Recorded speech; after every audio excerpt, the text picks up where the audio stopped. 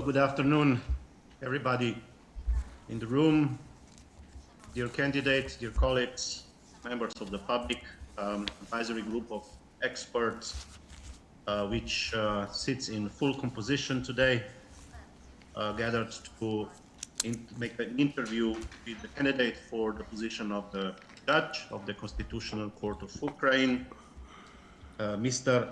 Andreichuk Liubomyr Viktorovich. He is a judge of the Commercial Court of the Carpathia region, and he was admitted to the competitive selection process by the Parliament of Ukraine, Verkhovna Rada of Ukraine. The interview will be moderated by the Secretary of the Advisory Group of Experts, Mr. Yaroslav Romaniuk, to whom I pass the floor. Please, Mr. Romaniuk, the floor is yours. Дякую, пане голово. Thank you, Mr. Chairman. Good afternoon, dear candidate. Good afternoon, dear colleague, public. I would like to say that all the 6 members of the AGE are present at the interview. The chair of the AGE, Mr. Alex, who is present online. And physically, we have here AGE members Ms. Hanna Sukhotska, Ms. Maureen O'Connor, Ms. Natalia Kuznetsova, Ms. Oksana Vasilchenko. Deputy members of the AGE members are also present, Mr. Thomas Griffith, Richard Barrett, Marek Zubik, Vasil Shakun, and Volodymyr Kuzmenko. And me, the AGE Secretary Yaroslav Romaniuk. Mr. Romaniuk, we had time to obtain information from you. Thank you so much for your active communication and written answers to the question presented by us. We obtained a lot of different information, including positive data, but still we have some questions to clarify.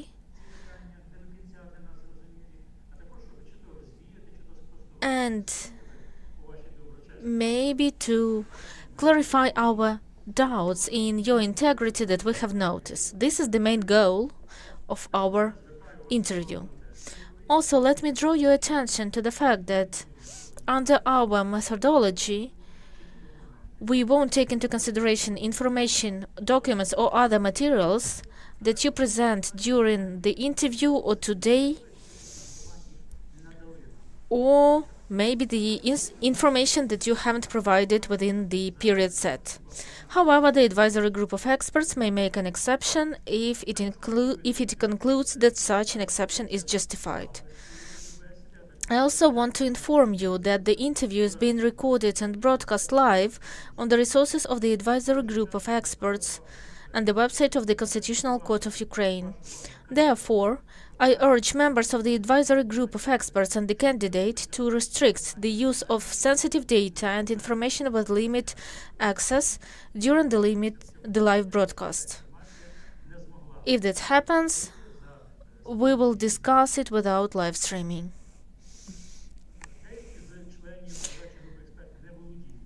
Some members of the AGE are English speaking. That's why we have a special headset.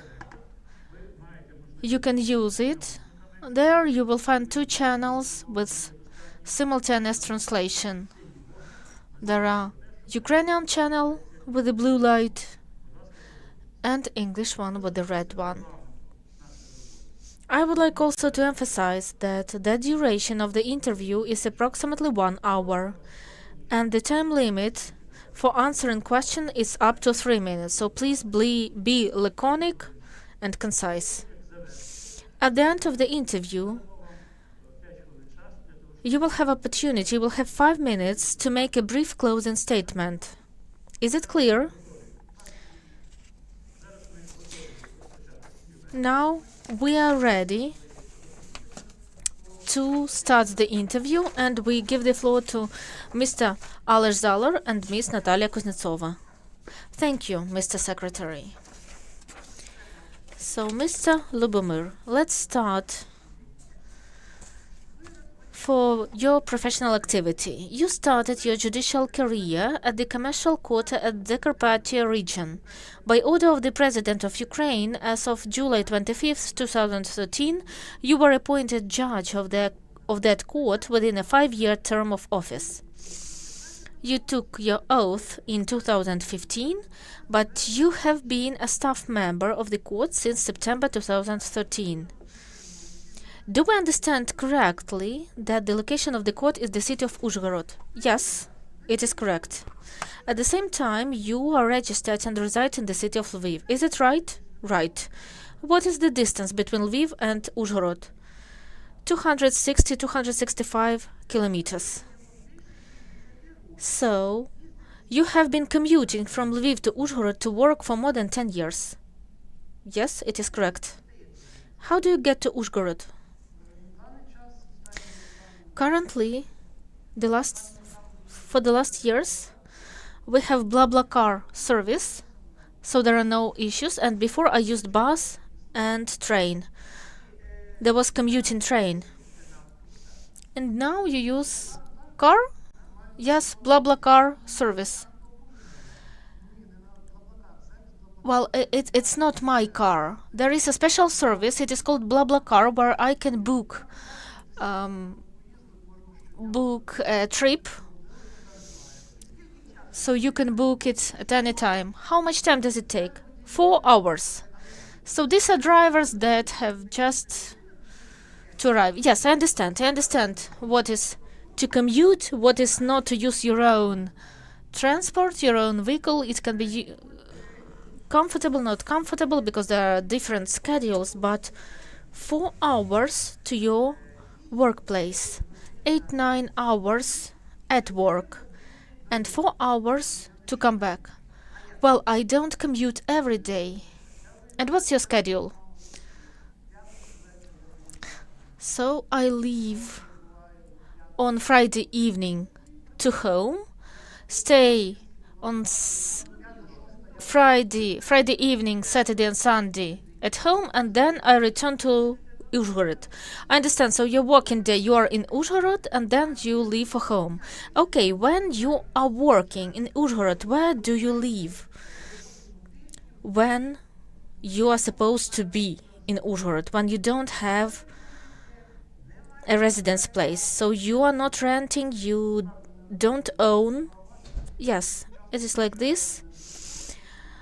My friends of my parents, they help me. They are the students' friends, and also my colleagues, they help me. I would like to make it clearer. So you can stay with them during a month, during a week, but for 10 years, how do you decide where will you be today or tomorrow? For example, today is Monday, you came on Sunday evening, on Monday early morning you came to Uzhhorod, and where do you plan to live? Your things, your luggage, your documents, where do you store it? When you say that I stay at my friends, at some other people. So in 10 years, I plan it in advance. Okay, then let's pass to the concrete question. What creates you an obstacle, maybe to have the right of use for a constant residing place, for example, to rent? There is a problem with rent because people don't want that I reflect in my declaration their data. So for 10 years you haven't managed to find a flat, an apartment.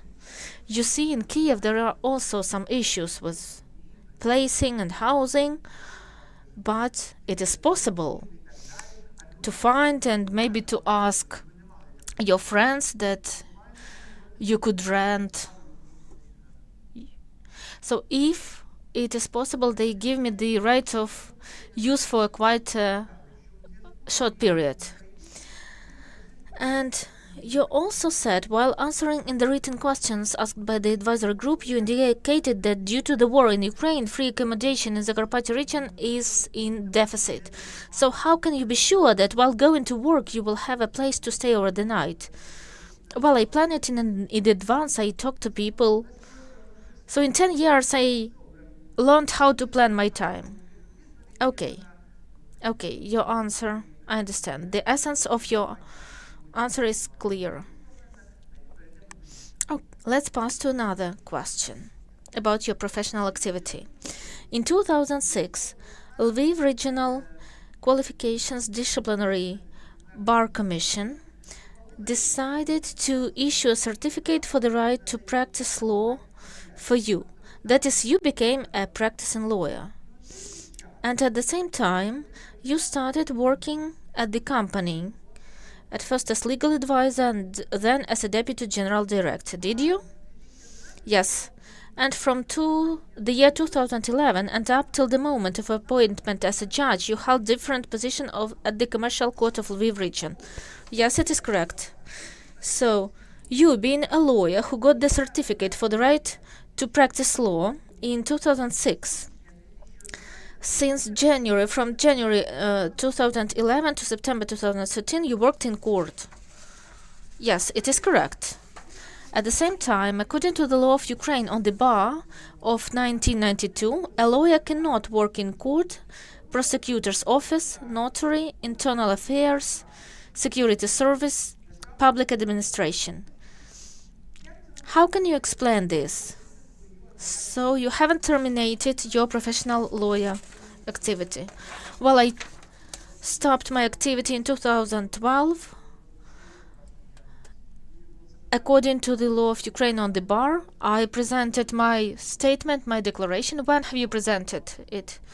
It was October 2012, and you started from 2011 to work. And the law of Ukraine on the bar was dated 1992. Yes, but the requisites were detailed only in 2012. So I'm reading you the phrase from the law. A lawyer cannot work in court, prosecutor's office, notary, internal affairs, security service, public administration. What should be detailed? Well, in some transition provisions, it was stated that when lawyers took such a position, they could present such a statement. Yes, but the law is dated 1992. I understand it. And it is written, so you say about transition provisions, about 2012. So, yeah, it happened like this. Okay, your answer is clear. In your answers to the written questions asked by the advisory group, you informed that on January 22nd, 2024, you addressed to the bar of Lviv region regarding the discrepancies in the date of suspension of the certificate on the right to practice law in the Unified Register of Lawyers in Ukraine. You have provided a copy of the extract from the minutes of the Bar Council of Lviv region dated 9th February 2024, number 190. According to this decision, your profile of a lawyer in this register contains information about the suspension of your certificate by the Qualifications Disciplinary Commission of Lviv region on the 2nd of October 2012. Have you previously applied to the Bar Council of Lviv region regarding the following discrepancies? No, unfortunately no. Due to the request, I have learned about this discrepancy because I haven't traced it. This is my fault. So you applied to the Bar Council of Lviv region after having requests from the advisory group? Yes. How do you think? Do the documents provided by you from the Bar Council and the extracts from the register dated 2024 indicate that there were no violations of the rules of incompatibility in 2019 to 2011, 2012? Yes, I think yes. Okay, then we have other questions related to the property. In 2004, you acquired a land plot in the village Polyanitsa, Yaremcha Town Council, Ivano-Frankivsk region. Its area is 3,020 square meters. Yes, it is correct. What is the target? Target is agricultural. Have you planned to produce any agricultural production? No. Have you altered the intended use of the land plot? And how? Yes, we altered the intended part of it, so to 520 square meters. It was for individual farming, and it was for construction and maintenance of a and 5 acres, they remained as of agricultural purpose.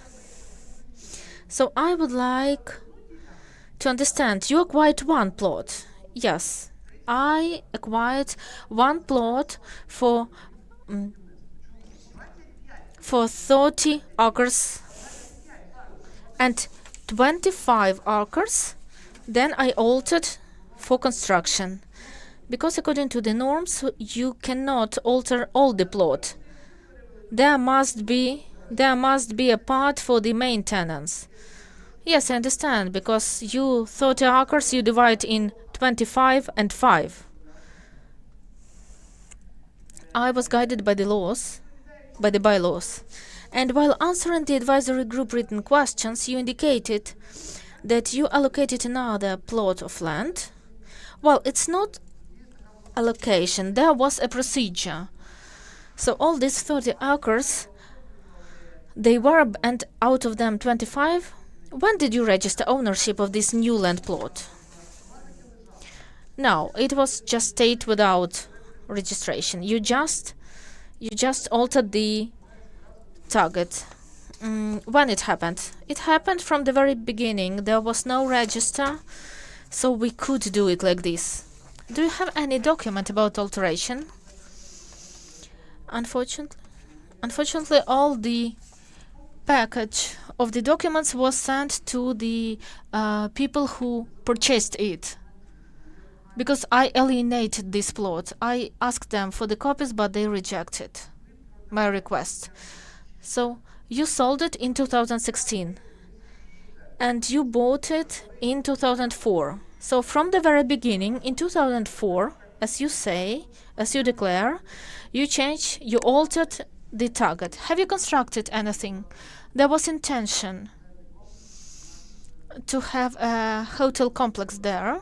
My family had to be in charge, because near there is the village of Urochta. My uncle lived there, but he passed away, and that's why I decided to alienate this plot. And why you didn't declare 2 land plots, but only 1? I thought maybe it was my mistake. I thought that nothing happened, because formally the area is the same. But you are a lawyer, you are a judge, and you say, I understood that this is 1 plot, and why you split it? Because it has different targets now, different purposefulness. And this land, so you are judge of a commercial court, you understand that. It depends. So the purpose of the land plot is really very essential one.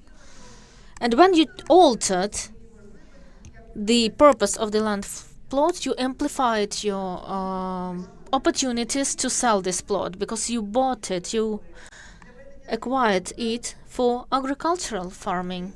Yes, you acquired it, so you bought it. Yes. And the price was specified because you wanted to plant different vegetables there. Yes? Like agricultural farming. Yes. And then you altered it to land plot for construction.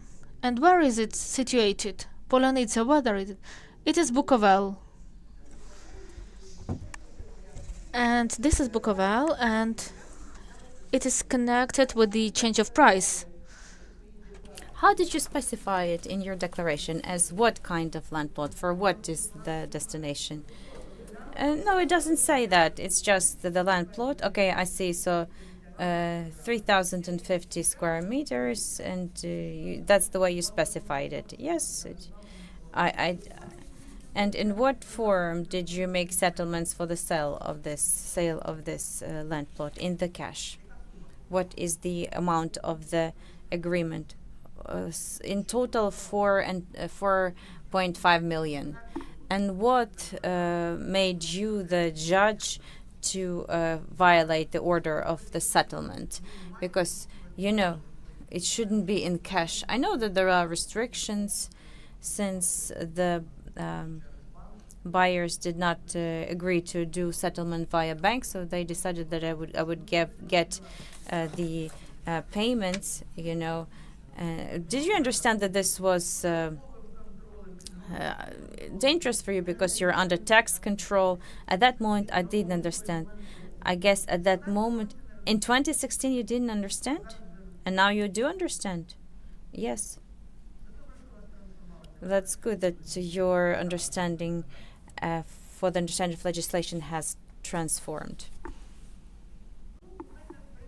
Well, Mr. Alish, I don't have any other questions related to this situation, so Mr. Alish, please ask on other questions.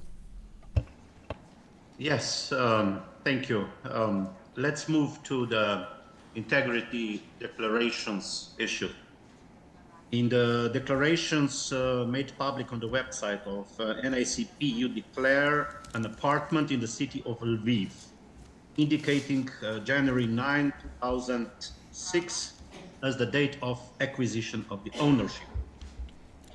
On the request made by the advisory group of experts, you provided copies of the agreement of participation in share construction dated 9th January 2006, under which you became a shareholder, and in 2014 you received a certificate of ownership of an apartment of approximately 170 square meters. Is it correct?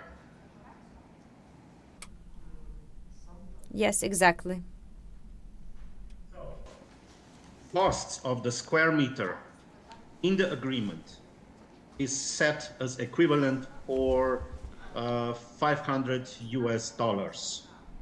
And in the period from 2006 to 2009, you paid in separate installments overall costs of that apartment in the amount of 300,000 Ukrainian hryvnias. This is almost $60,000.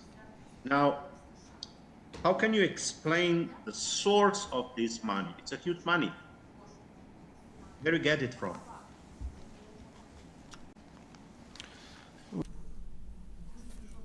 In 2006, I got married, and the first installment, all the payments as of 2006 were the gift of my parents for the wedding. All payments as of 2006. What was... You get married. And exactly. September the 3rd, 2006. I have attached the copy. And the first installment was paid on January 9th, 2006, in amount of more than 80,000 Ukrainian hryvnias, which is $16,000. And in July that year, another 25,000 Ukrainian hryvnias, which is almost $5,000. So this was much before you get married. So this could not be a wedding gift, isn't it? Well, we prepared the wedding for 1 year and prepared for the wedding. So the parents made us this kind of gift, and they paid it in the way that they could. That was convenient for them. 9 months before you get married. Yes, we prepared for the wedding for 1 year. If you say so. In your declaration for 2014, you indicated the car, Skoda Octavia, year of manufacture 2014, costs 260,000 Ukrainian hryvnias. But further on, you declared the cost of the very same car as 100,000 hryvnias higher. In fact, 364, 590 100,000 hryvnias. So why suddenly 100,000 higher value? Ну, вірна вартість 300. The correct price is 364,000, and I have added the document. I made a mistake. This was an error. I can't explain. This was a mistake, 260,000. In your response to the first inquiry made by the advisory group, you provided a copy of the notary's power of attorney dated May 7th, 2016. It was issued for a period of 1 year. Under this, you act as an attorney of a third party individual for the alienation of corporate rights in the authorized stock of a limited liability company on behalf of the principal at a price and on the terms and conditions at your discretion. In particular, you were granted the rights to perform registration actions, conclude a sale and purchase agreement, receive funds, and so on. So my question is, have you performed any actions related to the execution of this commission agreement on the basis of which this power of attorney was issued? Ні, жодного. No actions. The commission was not used at all. No, it was not implemented. But how does the accepting an assignment from a private individual to represent the interest in the sale of corporate rights relate to the activities of a judge in a commercial court responsible for cases arising from corporate relations?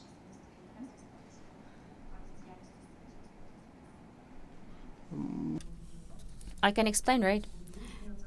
So it was given by an acquaintance of mine, and he had to leave the territory of Ukraine urgently to get some work, and he had no time to alienate his corporate rights. So that's why he gave me the power of attorney for me to do this on his behalf, since he couldn't implement his plan and move abroad to another work. So the commission agreement was not implemented or used. Accepted this authority? And are you aware of the provisions of the principles of judicial conduct and Bangalore principles of judicial conduct? Так, знайомий. Yes, I'm aware. But I think I did not violate these principles since this agreement was not put in place. How might it look like from the perspective of the outside objective observer?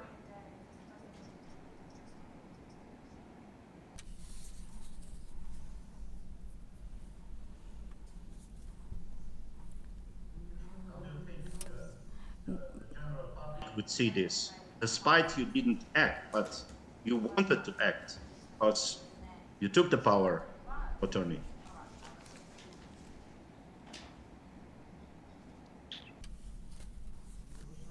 Well, I think that it would be perceived by them just like I perceive it.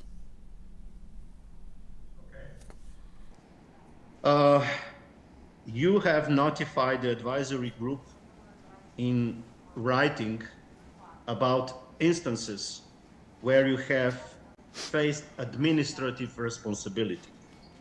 And these instances were primarily related to the traffic violations. And you contested the decisions in court.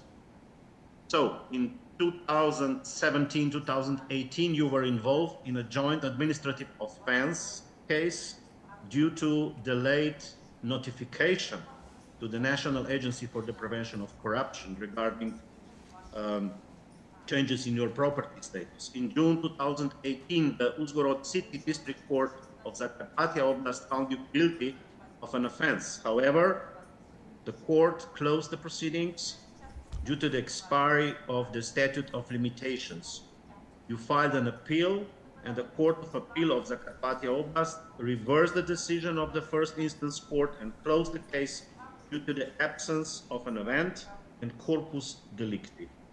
Could you please provide a brief explanation of this case? Yes, indeed, there was this case because in the opinion of the NACP, that I skipped 5 days to introduce changes to the property status. But as the courts have identified, the primary electronic declaration was submitted, and on that particular day, I also introduced the changes to the property status. That's why the proceeding was closed by the decision of the first instance court. And the decision of the Court of Appeal?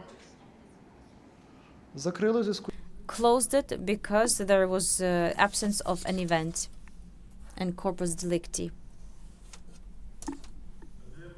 That you was late with submitting a notification of your property status?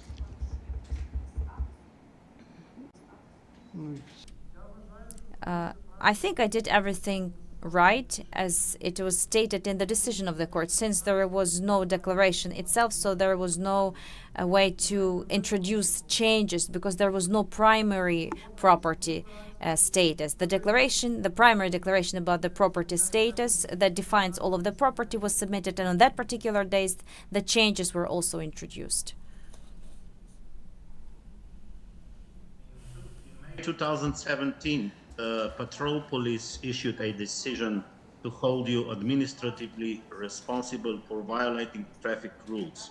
You appealed this decision in court, but then the Lysyasovsky District Court of Lviv dismissed your claim on 30th of November 2017, and this decision became effective on January 2018. Have you indicated this offense in your integrity declarations?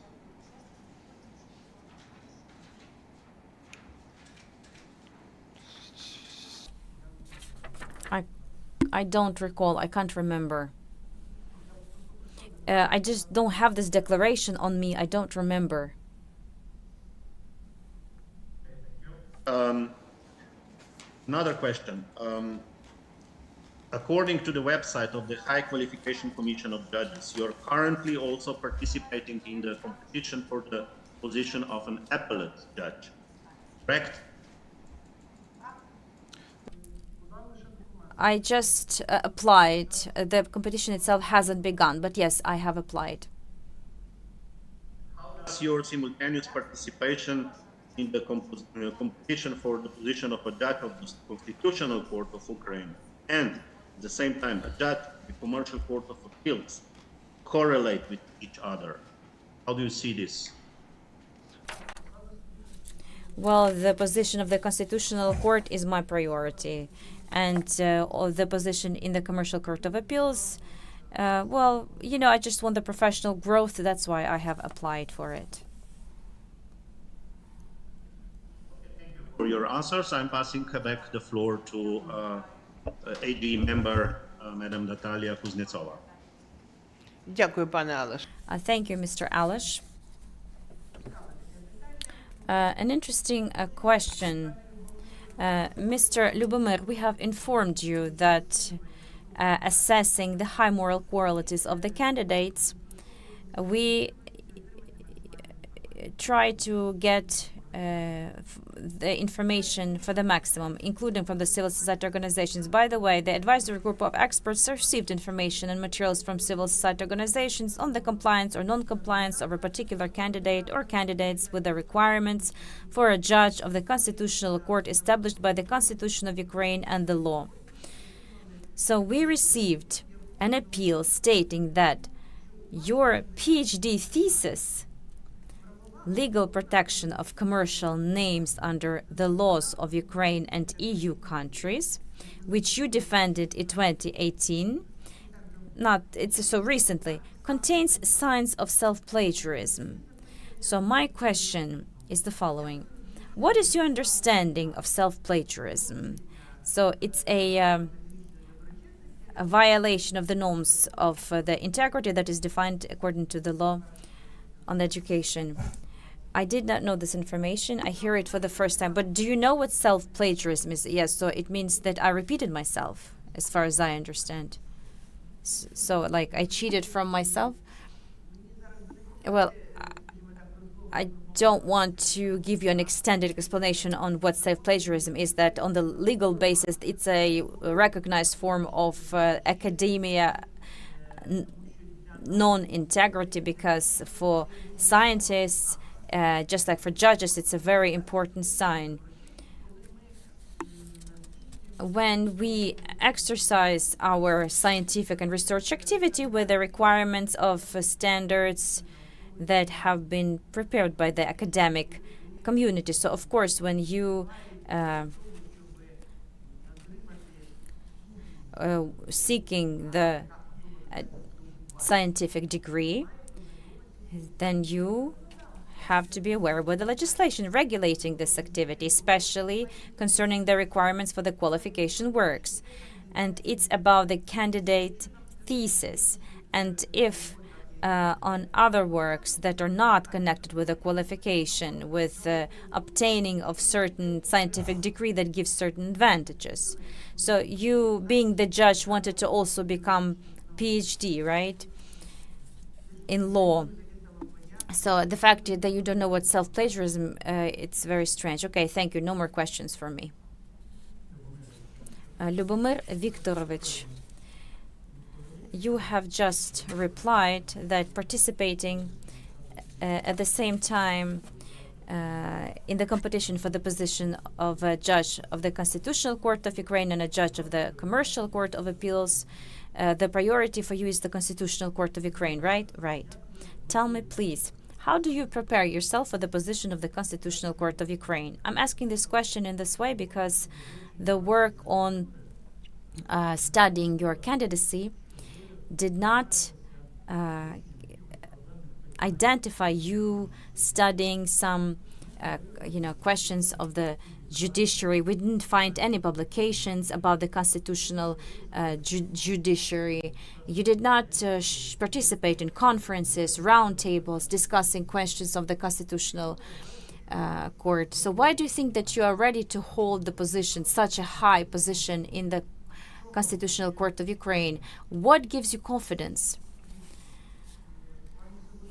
Currently, for more than 10 years, I'm the judge in the commercial court in Zakarpattia Oblast, and I focus on the bankruptcy cases, intellectual property cases. Apart from that, I specialize in the insolvency of the legal entities. It's a new institute in our bankruptcy, so to say. It's developing. And the closer we are to Europe, the more we approximate the EU. And in the latest years, I think we are moving in big steps. And once we become the member of this family, these topics, they will be developing even more, especially concerning insolvency. Mr. Liubomyr, me as the rapporteur, I would like to stop you right now and to draw your attention to what Mr. Romaniuk has asked you about, the secretary of our group. Please tell us why constitutional jurisdiction on the stage of preparing the candidates for holding the position has become such a big priority for you. Because, if we spoke about the courts of appeals right now, I would understand that because it's a new legislation, perspective and so on. But what does legislation about bankruptcy have to do with the constitutional jurisdiction?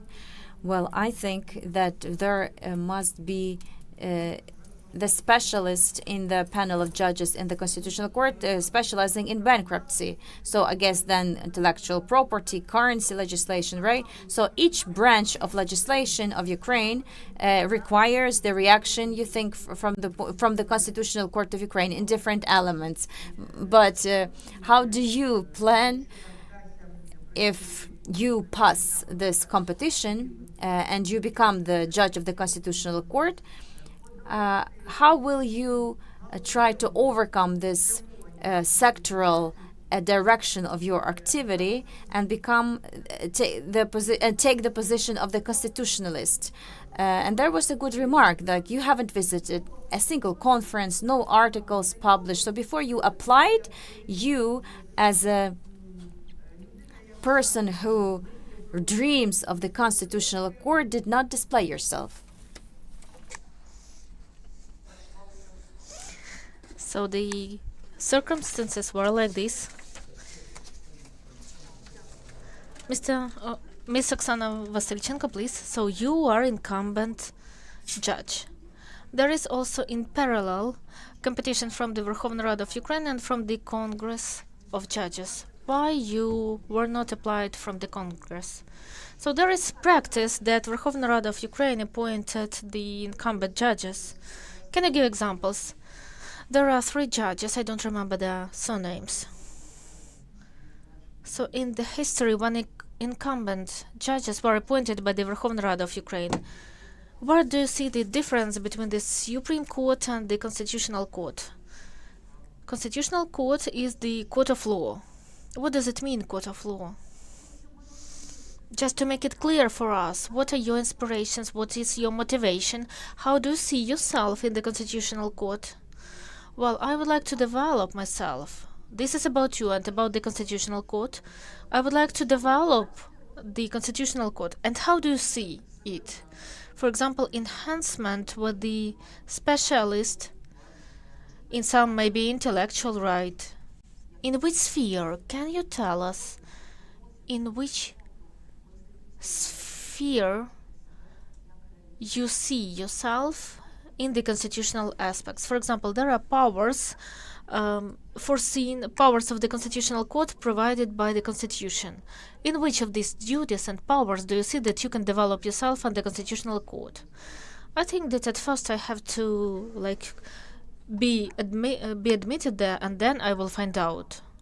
Well, you see, there are competences of the Constitutional Court. I'm not entitled to ask you this question, but I hope that you know them. So in which sphere you see that you will help the Constitutional Court to come to another qualitative level? Maybe new approaches for consideration of claims. Which claims? Projects, decisions, and preparation of decisions of Constitutional Court. Well, I don't know how I will be able to implement it. Okay, I heard your answer. Mr. Liubomyr, let's return to the question about which undertaking you would like to be taken. So there is a quote, there is a share of the Congress of Judges. So the judges' environment is closer to you. Judges know you better. And Verkhovna Rada is a political body. One of the requirements for candidates for future judges of the Constitutional Court is political neutrality. So I would like to find out, so you decided to choose whether to be nominated from your judicial environment. You took advantage, so you put into advantage this political body. So we want to know whether you will or won't be neutral, or will you be dependent on this political organ? I think I will be neutral. Okay, then why didn't you submit your candidacy through the Congress of Judges? I took such a decision. I thought that there is opportunity. Why shouldn't I? Dear colleagues, are there any other questions to the candidate? Mr. Griffith? Do you have any questions? Mr. Vasil Shakun, I have a small question. As you are preparing yourself for the position of the judge of the Constitutional Court, can you tell us when the Constitution of Ukraine was adopted and which sections and chapters does it have? Can I avoid answering this question? I would like to ask you to answer this question as the member of the AGE for the question of my deputy.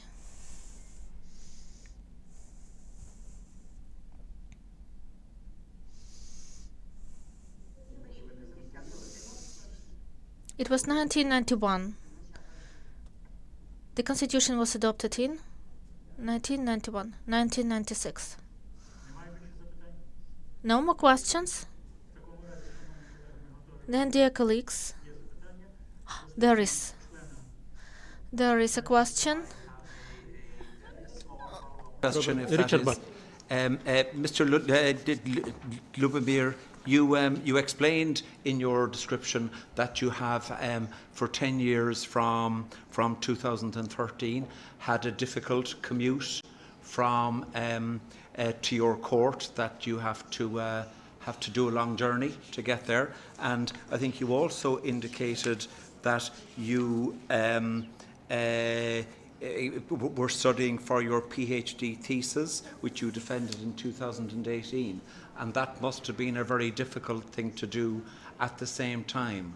How did you manage that? Did you have to take leave off to study or to do work for your thesis? Can you give us information on that? Так, дійсно. Yes, I took a leave. I took a month leave for dissertation writing. And also I took some other leaves during my working period. But also there were less cases. There were 15 judges and less cases. And today there are only 4 judges. So before we had more free time and I was able to do it.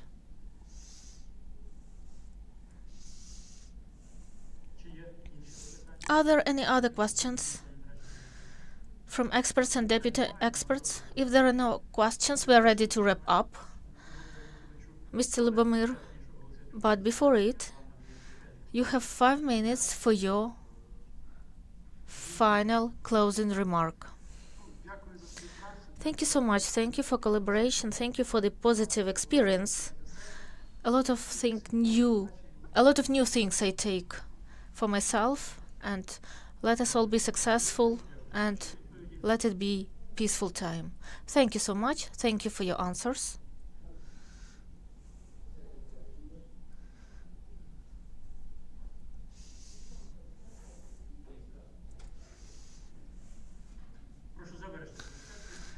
So we start with